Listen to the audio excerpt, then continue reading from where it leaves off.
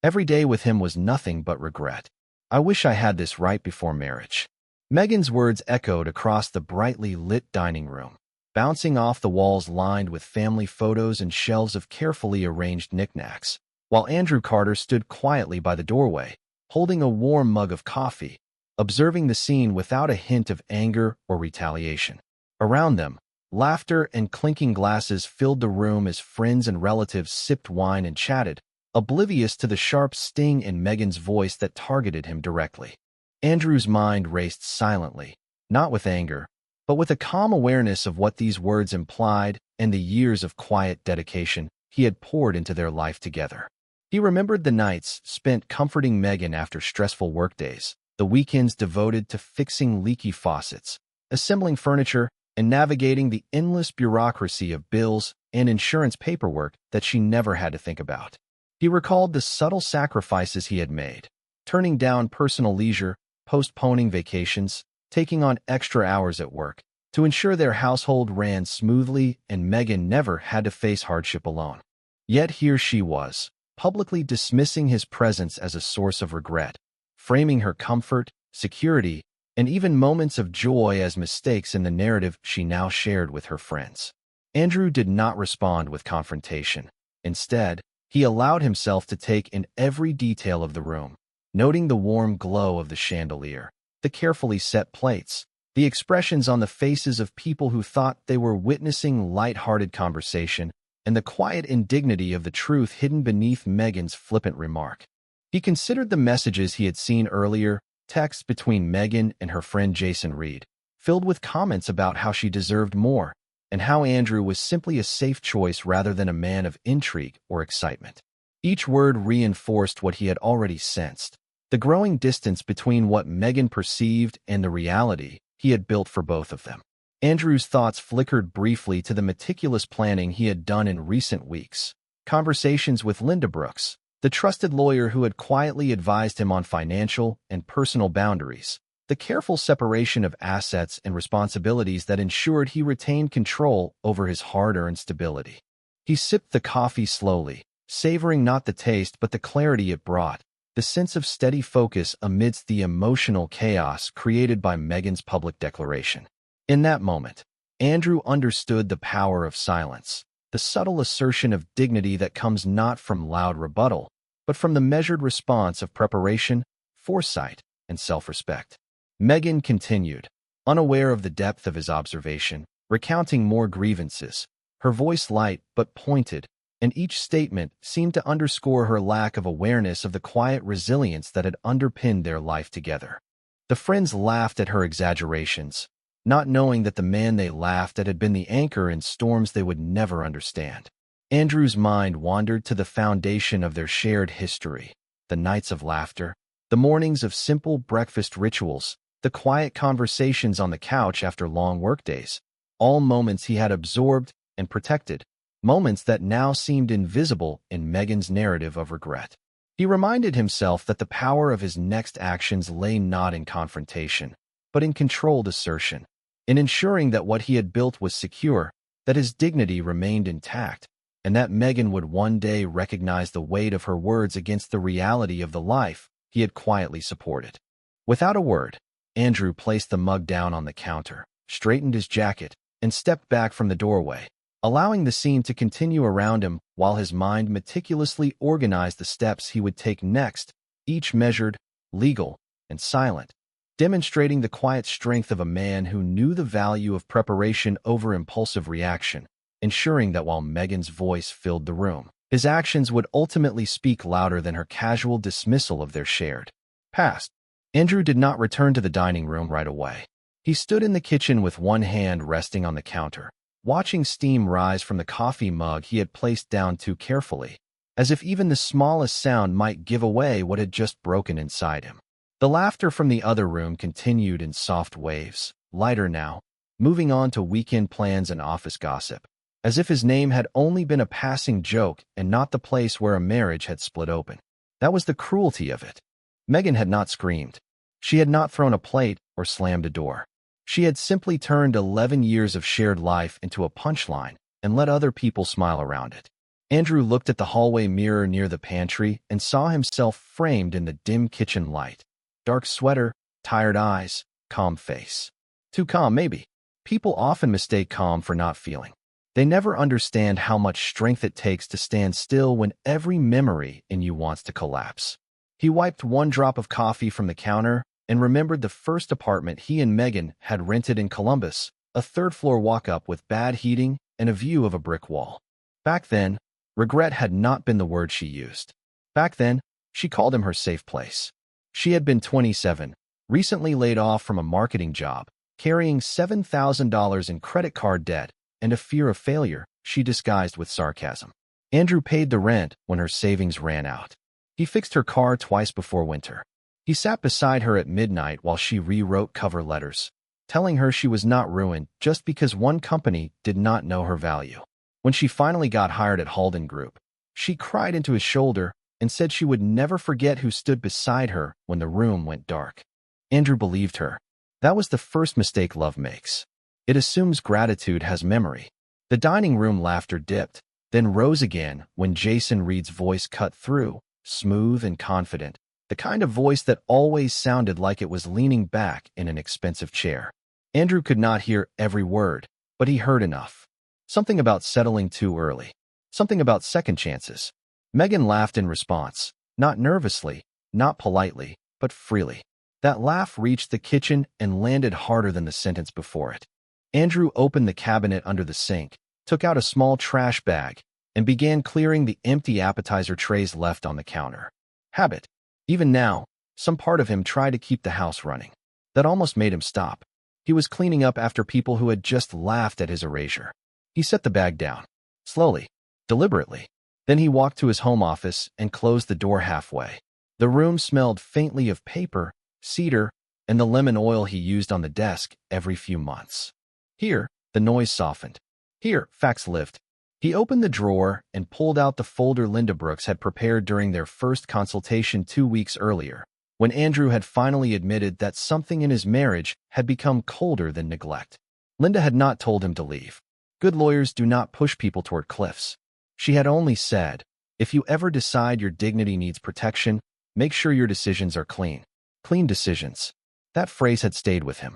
Inside the folder were account summaries, mortgage documents, insurance policies, and proof of the private investment he had made years earlier in Halden Group's restructuring fund, the same fund that had quietly stabilized Megan's department during the layoffs. She thought she had survived by talent alone. She had talent. Andrew never denied that. But talent does not always save a job when numbers turn sharp. He had never told her because he did not want her gratitude tied to a transaction. Now, he wondered if silence had protected her pride at the cost of his own visibility. He heard footsteps outside the office. Megan appeared in the doorway with a wine glass in hand and a smile still shaped for guests. There you are, she said. People are asking where you went. Andrew looked at the folder, then back at her. People? She shifted, annoyed by the calmness of the question. Do not make this weird. It was just talk. He nodded once. Just talk. 2 words. Heavy enough to make her smile thin. For a second, something like uncertainty crossed her face, but she covered it quickly. Jason thinks you take everything too seriously. Andrew closed the folder. Of course he does. Men like Jason love giving advice about fires they do not have to stand in. Megan blinked, caught off guard, but before she could answer, someone called her name from the dining room. She looked back, then at Andrew, choosing the room that applauded her over the man who had heard her clearly. I will be right back, she said. But Andrew already knew she would not come back to the conversation. She would return to the table, to the laughter, to Jason's polished sympathy, and later she would tell herself the evening had gone fine. Andrew waited until her footsteps faded, then opened his laptop. He did not type an angry message. He did not call Jason. He did not storm into the dining room and beg strangers to recognize his wounds. He logged into the joint accounts, downloaded the latest statements, and scheduled a meeting with Linda Brooks for Monday morning. The coffee in the kitchen went cold. The guests kept laughing, and Andrew Carter, the man Megan had called regret, began quietly separating truth from performance. Andrew Carter sat in his quiet study, the soft hum of the air conditioner the only sound breaking the silence, staring at the stack of unopened mail on his desk. each envelope a reminder of the world continuing without him in the way he had expected. He recalled the early morning when Megan had announced her plans to see her ex, her voice steady and unyielding, leaving him stunned in the kitchen, coffee untouched, the aroma rising but not reaching his senses, because everything had gone numb. In that instant, the warmth of the home they had built together now a backdrop to a scene of betrayal he could not reconcile with memory. He pushed back his chair and walked to the window, watching the neighborhood come alive with weekday routines, neighbors walking dogs, children boarding buses, a mail carrier delivering letters. And yet his life felt paused in a frame of disbelief, his mind replaying the conversation where she had said, "Every day with him was nothing but regret. I wish I had this right before marriage." Words that seemed innocent but landed with the weight of years of unspoken tensions and accumulated misunderstandings. Andrew's fingers traced the edge of the windowsill, feeling the cool paint, grounding himself in the tangible as he remembered the first time they had moved into this house, excited and naive, planning for weekends together, dinner parties, and small victories that now seemed distant echoes. And he realized that the comfort he had felt was fragile, built on assumptions he had never questioned until the words hung in the air like an uninvited shadow. He walked back to the desk, opening one envelope, scanning bank statements, bills, and a letter from his employer regarding a potential promotion, a stark reminder that life went on, responsibilities demanded attention, and opportunities were still present even if personal happiness seemed to have faltered.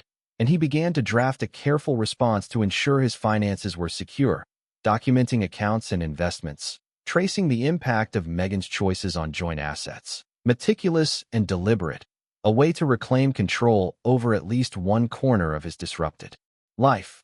The phone rang, startling him, but it was only a notification about a meeting he had scheduled to discuss estate planning, a practical necessity, but the timing felt symbolic, as if the universe nudged him to prioritize stability over emotion, and he made notes, writing dates, listing questions, checking figures, ensuring he would step into the conversation prepared and measured, while the turmoil of his personal life remained separate yet intimately tied to the decisions he had to make.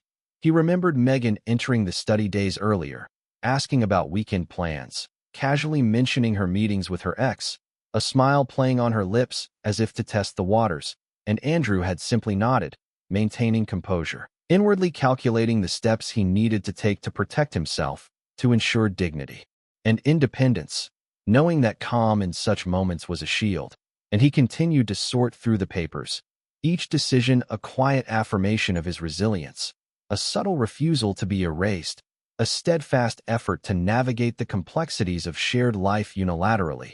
And as he organized the documents, he realized that moving forward required clarity, detachment, and patience, the foundations he would rely upon to rebuild confidence and control, preparing silently for the conversations and actions that would define the next chapter of his life. Andrew Carter sat quietly in the living room, the soft afternoon lights streaming through the blinds and casting striped shadows across the polished hardwood floor, his mind replaying the conversation he had with Megan just days ago, when she had casually mentioned that seeing her ex was non-negotiable and an essential part of her life, her tone calm, yet resolute, leaving him stunned and unsure how to respond without anger or despair. He walked over to the sofa, sat down heavily, and let out a slow breath, thinking about the years they had spent together, the small joys of shared mornings and quiet evenings, the routines that once felt comforting now seeming fragile. And he realized that the illusion of permanence had evaporated with her words, leaving only questions about trust, loyalty, and the future that seemed suddenly uncertain. Andrew glanced at the framed photos on the wall, snapshots of vacations, smiles frozen in time, and he felt a pang of longing for the simplicity that had existed before complications, before choices were made that challenged the foundation of their marriage. And he recognized that the man he had been would not suffice to navigate the complexities now presented, that he needed clarity, patience, and a plan to protect his well-being while still honoring the life they had built together as much as he could. He stood and walked to the kitchen, running a hand over the cool countertop, staring out the window at the quiet street below, neighbors tending gardens and children playing, life moving forward around him while his own felt momentarily suspended. and he made a mental list of priorities: emotional distance, financial security, personal growth, and understanding the boundaries that Megan's choices required him to set. Realizing that the first step toward reclaiming agency in his own life was to separate his reaction from her behavior and approach the situation with deliberate, measured decisions.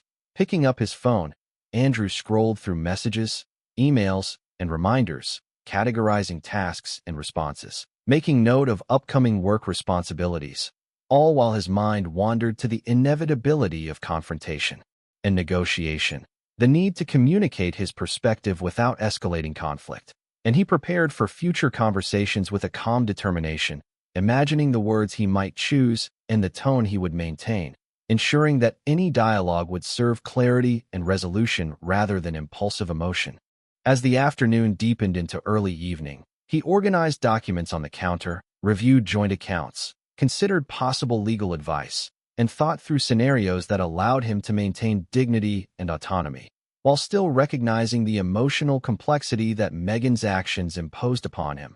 And he understood that moving forward required both self-compassion and strategic thinking, balancing his feelings with practical needs, preparing silently for the challenges ahead while reinforcing his own stability and resilience. The quiet of the house becoming both a refuge and a space of reflection where he could gather strength and perspective, readying himself for the decisions that would define the next chapter of his life. Andrew Carter woke early the next morning with a quiet determination, sunlight barely touching the edges of his room as he stretched and made a deliberate plan for the day ahead, understanding that in order to regain control over his life he needed clarity and focus. He began by organizing his workspace, reviewing contracts and correspondence, taking meticulous notes on finances and appointments, and mentally rehearsing conversations that would require patience and precision, knowing that any misstep could escalate tension with Megan or compromise his own emotional stability. After breakfast, he decided to take a walk through the neighborhood, the crisp morning air filling his lungs as he reflected on the balance between forgiveness and self-preservation. Realizing that the serenity of familiar streets and the mundane routines of everyday life could serve as grounding points while he navigated this period of uncertainty. Returning home, Andrew made calls to professional contacts to ensure his upcoming projects were secure, simultaneously drafting personal boundaries and notes on communication strategies with Megan. Recognizing that proactive planning was essential to avoid emotional impulsivity and maintain dignity. As the afternoon unfolded, he focused on self-improvement, reviewing career goals, updating resumes, and setting intentions for both personal growth and professional advancement, understanding that his ability to move forward depended on a combination of resilience, strategic thinking, and measured responses to external pressures. In the evening, Andrew prepared a light meal, setting the table for one, savoring the quiet moment of solitude and the sense of empowerment that came from taking deliberate action in contrast to the helplessness he had felt days before, acknowledging that independence and self-respect were critical components in redefining his path and reclaiming agency over his life. After dinner, he reviewed legal documents and researched options to ensure he could protect his interests while still allowing space for civil interaction with Megan. Understanding that preparation and knowledge were his tools for maintaining both peace and fairness. As the night deepened, Andrew sat by the window, sipping tea and watching the city lights flicker, reflecting on the complexity of human relationships and the importance of emotional intelligence. Recognizing that navigating personal challenges with composure and foresight would ultimately lead to both inner peace and practical solutions. He wrote in a journal, capturing thoughts, fears, and plans, translating emotions into structured reflections that allowed him to process the situation with clarity and foresight, each word a step toward reclaiming control and preparing for meaningful dialogue. And in this quiet space, Andrew solidified his commitment to thoughtful action, resilience, and maintaining integrity, understanding that the journey forward required patience, strategic thinking, and an unwavering focus on personal well-being while navigating the delicate dynamics of his marriage. By Monday morning, Andrew Carter understood that planning was not the same as leaving, but it was the first honest step toward not being trapped. The office tower where Linda Brooks worked sat on the west side of Columbus, 12 floors of tinted glass, quiet elevators, and conference rooms where people turned pain into documents because documents, unlike emotions, could be organized. Andrew arrived 15 minutes early with a navy folder under his arm, wearing a charcoal jacket Megan once said made him look like an accountant at a funeral. He remembered the line while standing in the lobby and almost smiled. There was a time when even her smallest criticism could send him searching for a better version of himself, a funnier version, a sharper version, a man she might finally admire without needing to compare him to Jason Reed or anyone else. That time felt far away now. Linda greeted him with a firm handshake and no false warmth, which he appreciated. Her office smelled like black coffee and printer paper, with law books along one wall and a framed photograph of Lake Erie behind her desk. She listened as Andrew explained the dinner party, the sentence Megan had said, the way Jason encouraged her, the messages about Andrew being a safe mistake, and the private investment tied to Halden Group that Megan still did not know had once helped protect her department from layoffs. Linda did not interrupt. Good lawyers know silence can pull more truth from a man than questions. When Andrew finished, she turned one page on her yellow pad and said, "You are not here to punish her. You are here to stop being financially and emotionally exposed to someone who no longer respects the structure of the marriage." The sentence was clean, almost cold, and that was why it helped. Cold things can reduce swelling. She walked him through the next steps: separate future deposits, preserve proof of premarital and private investments, keep paying documented household obligations, avoid emotional text arguments, and do not reveal the Halden stake until disclosure required it or strategy demanded it. Andrew nodded, each instruction settling into place like a board nailed across a weak spot. He had spent years holding the house together quietly. Now he was learning to hold himself together the same way. After the meeting, he sat in his parked car with the folder on the passenger seat while rain misted the windshield. His phone buzzed.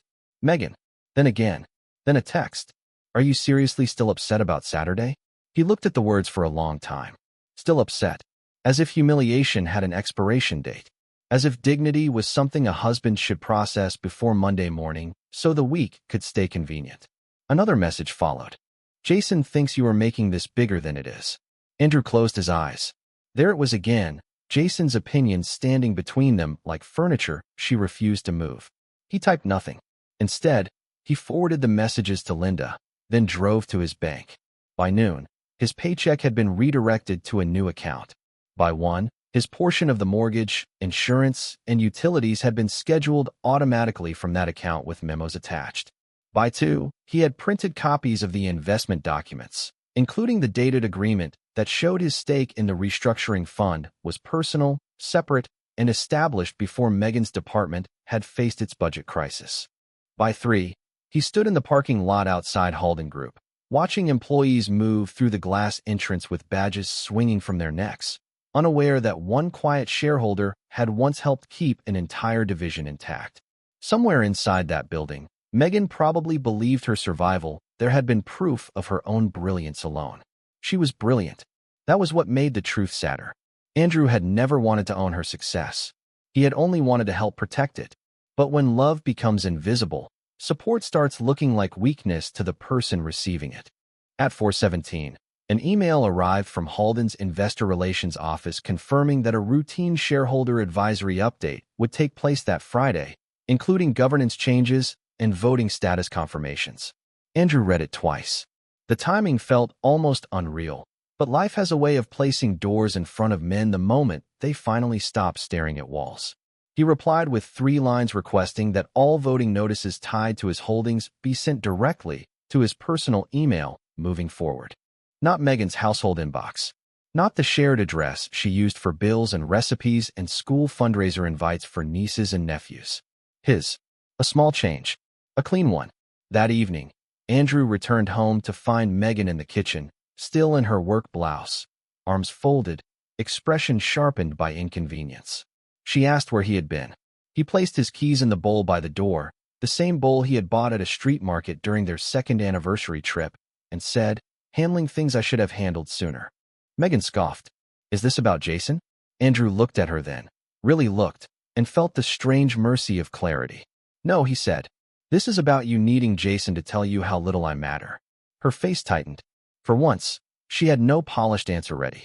The refrigerator hummed. Rain tapped softly against the kitchen window.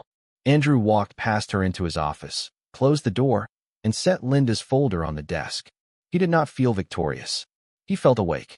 And sometimes, after years of being called ordinary, awake is the most dangerous thing a man can become. Friday morning arrived gray and wet, the kind of Columbus rain that made office windows look like blurred glass and turned every parking lot into a mirror. Andrew Carter drove to Halden Group without telling Megan, not because he wanted secrecy, but because he was done announcing every move to someone who had already decided his life was unremarkable. The investor advisory meeting was scheduled for 10 o'clock in a conference room on the 7th floor, and Andrew arrived at 9:35 with Linda Brooks on speakerphone, reviewing the final language one more time. Direct voting notices. Personal email only. No shared household access.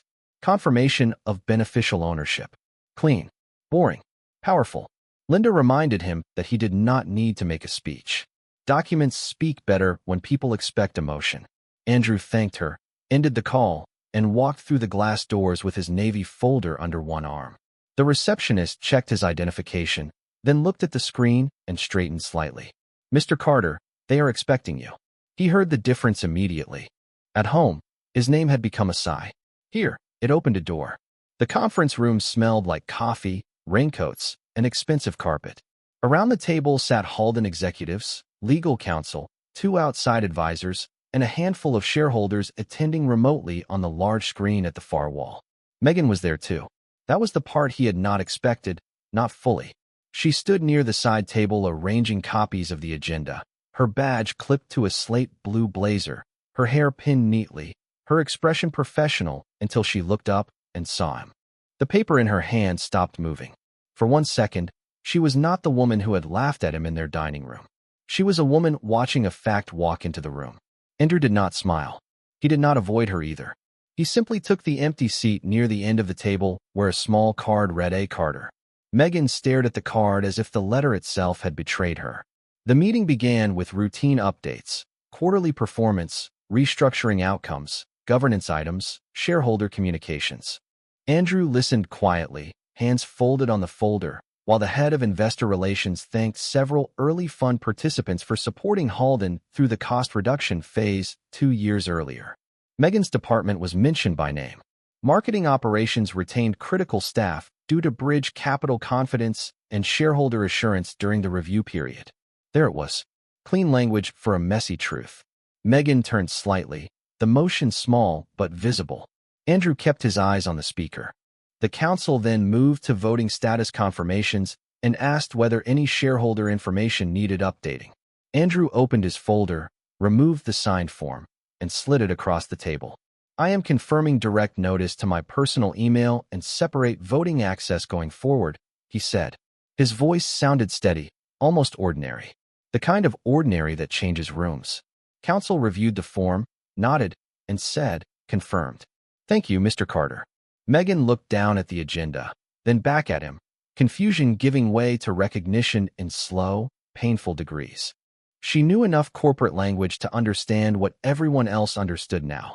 Andrew had not been adjacent to her career. He had been quietly supporting the ground beneath it.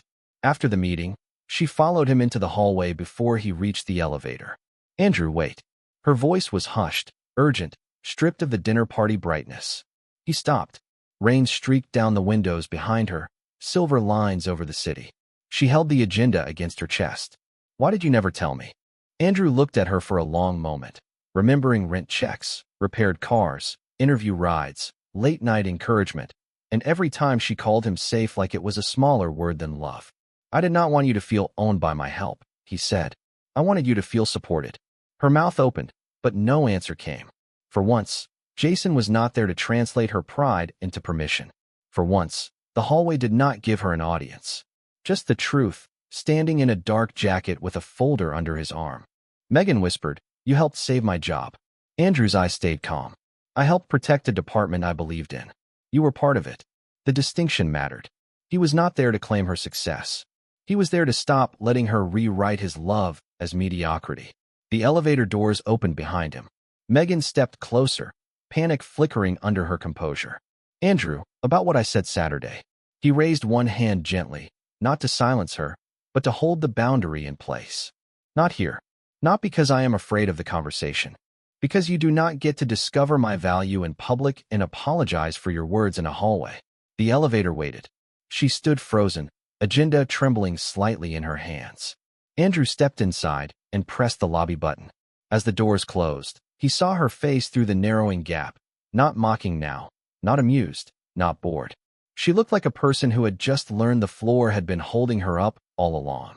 And Andrew, the man she had called regret, rode down through 7 floors of rain-colored glass, feeling something he had not felt in years. Not revenge, not victory, relief. Andrew did not go home after leaving Halden Group. He drove through the wet Columbus streets with the windshield wipers moving in a steady rhythm, each sweep clearing the glass for half a second before the rain blurred the world again. That felt familiar. For years, he had been clearing space for the truth only to watch Megan cover it with another explanation, another laugh, another polished line from Jason Reed about what she deserved. He parked outside a small apartment building near German Village, a red brick place with black railings, narrow windows, and a for lease sign still taped inside the lobby door. Linda Brooks had sent him the listing 2 days earlier with a simple note. Temporary space can help temporary decisions stay clean. Andrew had not understood the sentence until he stood there with his keys in his hand, realizing he was not looking for a place to punish Megan. He was looking for a place where his silence would not be used against him. By 3 o'clock, he had signed a short-term lease for a furnished 1-bedroom on the 2nd floor. Nothing dramatic. A gray couch, a small kitchen, a desk by the window, and a bedroom with white walls that made no promises. He carried in one suitcase, the navy folder, and the framed photo of his father standing beside an old work truck in 1989. That was the only picture he took from the house, without hesitation. His father had been the kind of man who never said much, but whose presence made difficult things feel possible. Andrew placed the photo on the desk and sat across from it while rain tapped the window. At 4:12, Megan called. He let it ring. At 4:18, she texted, "We need to talk." At 4:31, another message came. I did not know about Halden. At 4:44, the message that made him set the phone down carefully. Jason says this feels manipulative. Andrew stared at the screen and felt the last thin thread of patience go quiet. Not snap. Just stop working. Even now, after the hallway, after the documents, after discovering that the man she mocked had helped protect the career she was proud of, she still carried Jason's opinion into the room like it deserved a chair. Andrew opened his laptop and emailed Linda. Proceed with temporary separation notice. Keep tone neutral. He read the sentence twice before sending it. Neutral. That was the word he wanted now. Not cruel. Not begging. Not wounded enough to be dismissed. Just neutral, the way a locked door is neutral. At 6, Megan arrived at the apartment building. He knew because the buzzer rang and her face appeared on the small security screen near the door. Her hair was damp from the rain, her coat pulled tight, her expression stripped of the confidence she wore at dinner parties. Andrew almost did not answer. Then he remembered what Linda had said. A boundary is not avoidance if the terms are clear. He pressed the button and let her up. When she stepped into the apartment, her eyes moved over the plain furniture, the suitcase by the bedroom door, the folder on the desk, the absence of everything that had once made him look permanent in her life. "This is where you are staying?" she asked. "For now," he said. Her voice trembled. "Andrew, please. I was angry Saturday. I was showing off. Jason was pushing me, and I let it go too far." He stood near the desk, one hand resting beside his father's photograph. "You called our marriage regret because the room rewarded you for saying it." She looked down, and for once, there was no quick defense. The rain kept tapping at the glass. He opened the folder and placed the temporary separation notice on the desk between them. 30 days apart. Written communication about finances. No using friends as messengers. No public comments about the marriage. Counseling only if both of them entered honestly. Megan read the first page, then shook her head as if the paper had betrayed her. "You are really doing this?" Andrew's voice stayed low. "I already did the harder part. I believe what you said." Her eyes filled. "I did not mean every day." He nodded once. "Maybe not. But you meant enough of it to say it where people could laugh." That landed. He saw it in her face, the slow recognition that apologies do not erase an audience. She tried to reach for his hand, but stopped when he did not move forward. That restraint hurt him more than he expected. Love does not disappear just because respect does. Sometimes love remains, standing there with nowhere safe to go. Megan whispered, "I do not want to lose you." Andrew looked at the bare apartment, the rain, the folder, the life he had carried alone while she called him ordinary. "Then stop asking me to compete with the version of me Jason taught you to look down on," he said. She folded the paper against her chest, smaller now, quieter, finally without a laugh to hide behind. When she left, Andrew locked the door and leaned his forehead against it for one long second. He did not feel free yet. Freedom was too clean a word for something this painful. But he felt separate from the performance. Separate from the table where he had been reduced to regret. Separate from the woman who was only beginning to understand that the life she mocked had been held together by the man she never thought would walk away. 30 days did not fix the marriage, but they removed the fog. Andrew Carter spent those 30 days in the small brick apartment near German Village, waking to rain on the windows, answering only necessary messages, paying his documented share of the bills, and learning the strange discipline of not rushing back just because someone finally sounded sorry.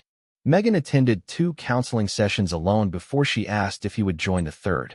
He did, not with hope dressed as certainty, but with caution. Caution is not bitterness. It is memory doing its job. In that quiet office with soft lamps and a box of tissues on the table, Megan finally said the sentence Andrew had waited years to hear without knowing it.